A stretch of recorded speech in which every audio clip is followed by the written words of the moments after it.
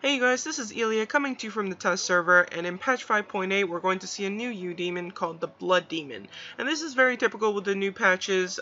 When they do a really big patch, they'll generally put a new kit out, and lately they have become I guess less and less interesting to me for two reasons. One, because other than just the art, obviously this one I still don't really know how to feel about her because she's sort of all over the place as far as aesthetics go. I'm gonna, maybe some people think that she looks cool. I am sort of leaning towards stupid, but, who knows? To each their own. And anyway, so, I haven't been that interested skill-wise as far as, what type of support these kids bring in recent history. So Flying Rabbit was, whatever, terrible. I think the last time I saw a kid and was interested in setting one up for PvP was the Frost Panther Lord, and he's still, now not that interesting. It's very hard to time the deflex with that kid. I just haven't seen anything great. Frost Dwarf, not that great. So I really think that the best kids right now for PvP are the kids that we're used to seeing that are much like our classes. So the Battle Oracle, Sanctuary Hunter, and Sacred Knight. They all have really nice support skills, things that can reduce damage, and also for in the case of the Battle Oracle, have heals. And I think those are more helpful particularly for Knighthood players than anything else. And then of course I think everybody should have a Wind Ranger for PvE things. So between one of the standard kids plus Wind Ranger, I think is all anybody really needs as far as kids go, and how you arrange that is really to your preference. But as far as this new kid, not nearly as impressive. She's magical attack. We see a staff here. We have the armor gives physical defense, and we have some HP items, MDef, and then her the two varying items here. For each kid, they tend to be a little bit different, but for these two items, the jewelry, so she has magical attack, so we're definitely going to be seeing an offensive kid. I did upgrade to some of the skills, the two that I was interested in already, because I was trying to do a video for this before, but we'll go over all the skills and see how they go.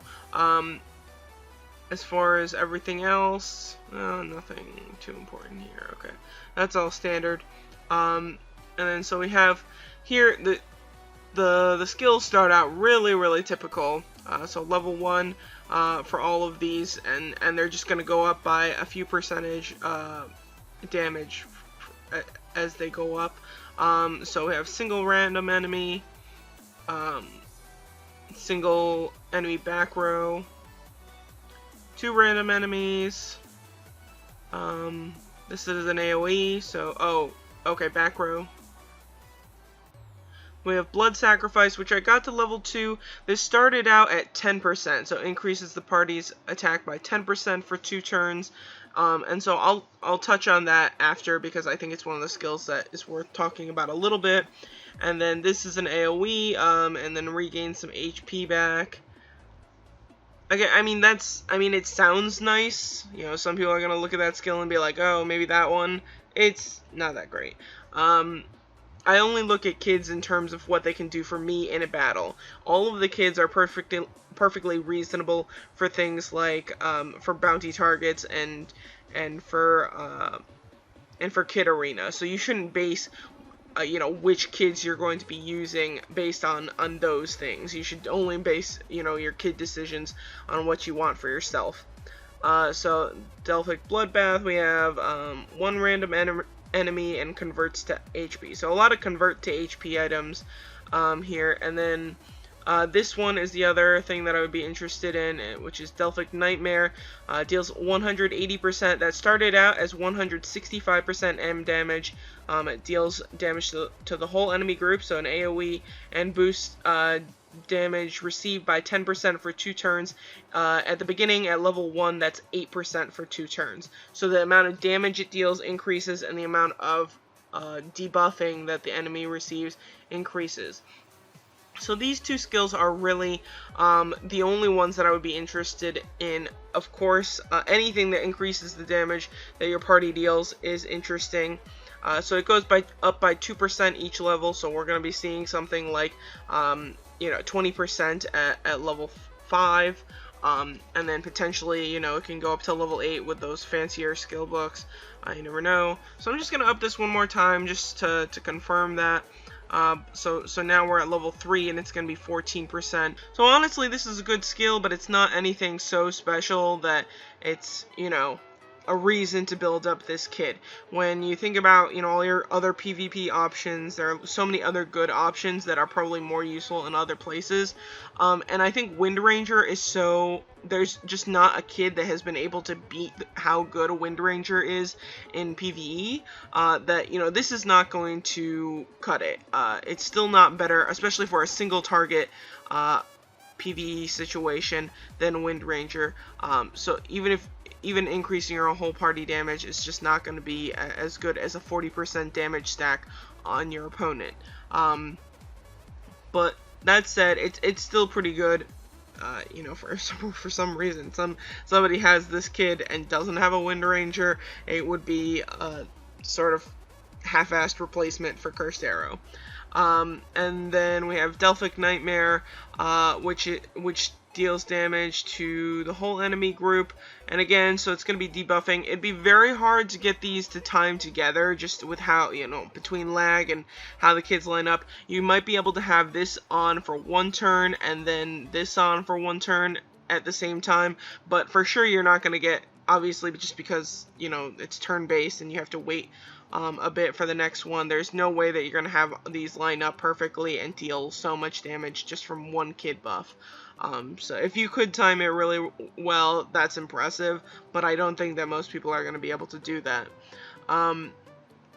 And so this, it should go up another like 15% damage dealt, and then yeah, so it goes up to 12% that the enemy takes. And so because these are AoEs, that's the reason why they aren't going to be as good as something like Wind Ranger, which debuffs a single target. So for a group situation, this is a better buff and debuff combination than the Wind Ranger. I don't think Wind Rangers are that good for PvP anymore, but this would be an option for, especially for a group situation, not so much for a single PvP situation.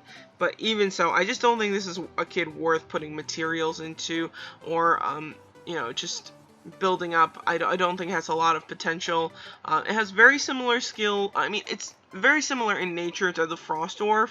The Frost Dwarf doesn't have as many AoEs, but it has this typical sort of like setup where you have single damage and whatnot.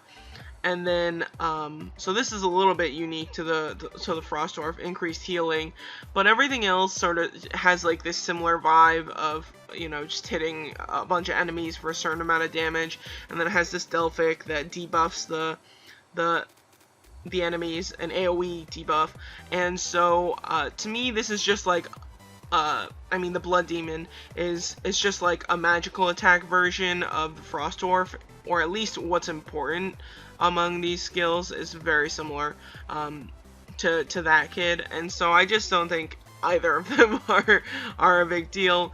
Aesthetically, sort of weird. Oh, I guess we can level her up to see how she changes in appearance. Maybe she'll start to look cooler. So increase to level 2. Don't see much of a change. I don't have a lot of Blood of Zeus, so we're not going to be able to get very far with this. So a little bit of a color change there with the orange. Go up to 85. Gonna get one more after this. Can't spawn any changes there.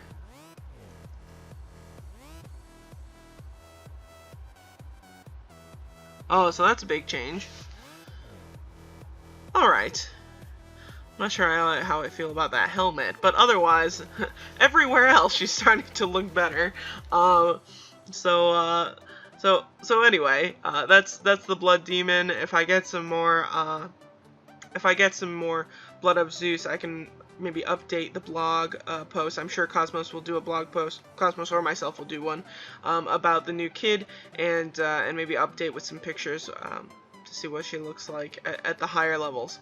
But anyway, I wouldn't I wouldn't get yourself all revved up to see to get one of these new Udemons for yourself. I do like to collect them, so if I have if it lines up with the hot events and I can have a few extra chests to spare to get one of the Udemons that I don't have, sometimes I'll do it just for the sake of having one of each of them. But otherwise, you could go the whole game, not have this kid, and not know anything about it, and I wouldn't fret about it too much. So it's not a ringing endorsement, but even so, I think it's nice to be able to see the new features and what's coming up. So thanks a bunch for watching, you guys. Check out the blog at wartune.doligames.com. Lots more info on patch 5.8. So take care and have a very good day.